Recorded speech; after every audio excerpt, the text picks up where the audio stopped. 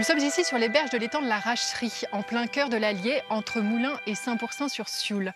Un étang qui marque le début de la Sologne bourbonnaise, mais qui est aussi reconnu pour l'une de ses habitantes, la cistude, une petite tortue qui se mérite.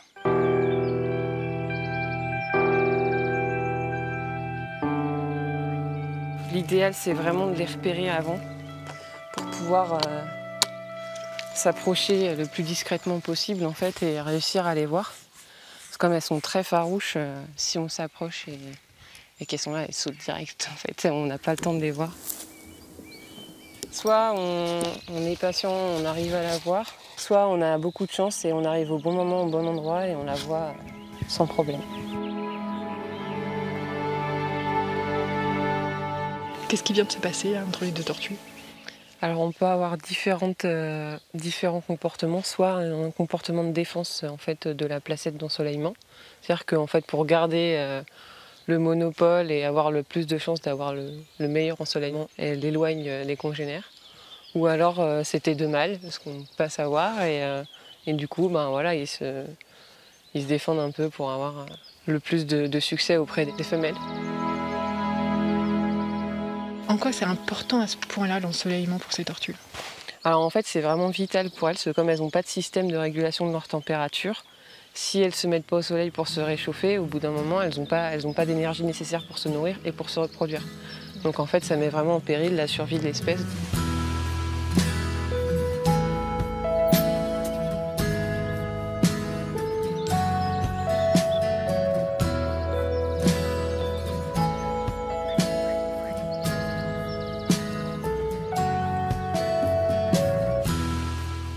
Combien des étangs comme ça dans le coin ?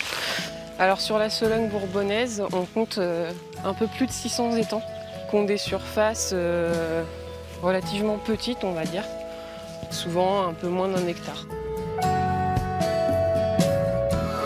C'est des espaces semi-naturels, donc qui ont été créés par l'homme et qui sont entretenus par l'homme. Certains de ces étangs datent du Moyen-Âge. Ah oui. Celui-ci, par exemple, a été créé au Moyen-Âge. On trouve des traces sur les cartographies anciennes.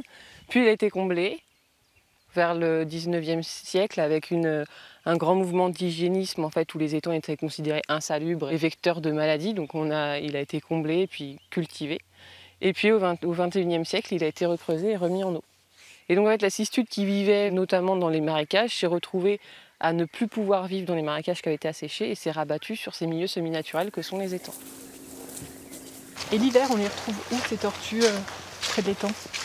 Alors l'hiver, les tortues hibernent, donc en fait on va souvent les retrouver dans les endroits avec de la végétation, un peu vaseux, notamment ce qu'on appelle les queues d'étang, donc là où les cours d'eau souvent viennent se déposer et viennent alimenter l'étang. Donc en fait on retrouve des endroits avec pas mal de végétation, souvent des arbres, des végétations plus herbacées, une accumulation de vases de feuilles mortes où les cistudes peuvent s'enfouir et passer l'hiver à l'abri du gel.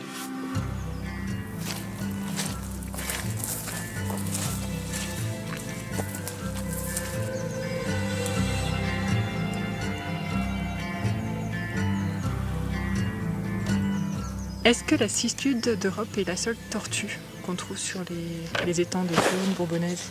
On trouve une autre tortue qui est une espèce exotique envahissante, qui s'est introduite ici par des relâchements en fait, des propriétaires qui ont acheté cette petite tortue, qui est la tortue de Floride en animalerie, qui l'ont relâchée sur des milieux français et qui aujourd'hui en fait, occupe ces milieux.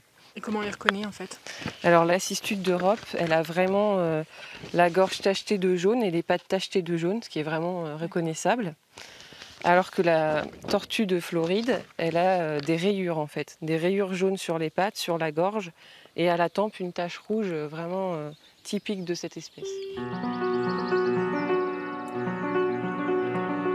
Et elles cohabitent bien ensemble ou ça pose des problèmes ?